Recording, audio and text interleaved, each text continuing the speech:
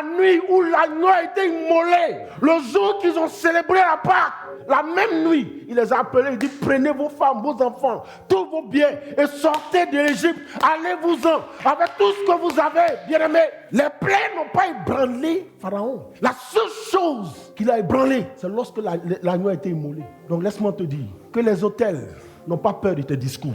Les sorciers n'ont pas peur de tes discours. La seule chose que le diable redoute, c'est l'œuvre de la croix. Parce qu'il sait ce que c'est que la croix. C'est juste devant la croix, seulement devant la croix, que Satan capitule. Malheureusement, il a eu l'église. Les gens se sont concentrés tellement sur les autels. Aujourd'hui, la croix, la prédication de la croix a été remplacée par la prédication des autels. Et la prédication de l'argent, de la prospérité. Au point où tu vois aujourd'hui, l'église de Dieu qui devait être bouillante, vivante, puissante, est dans la faiblesse. Parce que la croix n'est plus prêchée, bien-aimé.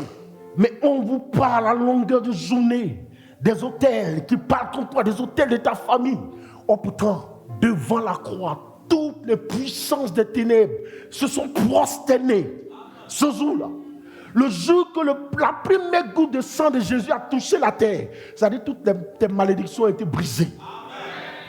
Le jour que le Fils de l'homme a été pendu à la croix, c'est-à-dire l'impossible est devenu possible.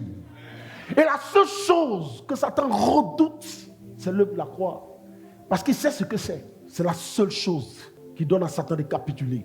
Parce que si Dieu continuait de susciter les plaies, tant que les plaies continuaient de frapper l'Égypte, le cœur de Pharaon s'endurcissait.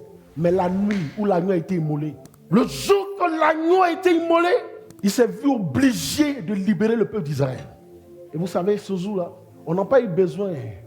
Est-ce que tu t'es une fois posé la question, pourquoi Dieu n'a pas pris un éléphant? Ou bien 10 éléphants, ça allait suffire au peuple d'Israël. Il n'a pas pris un buffle, il n'a pas pris un taureau. Il a juste eu besoin d'un agneau.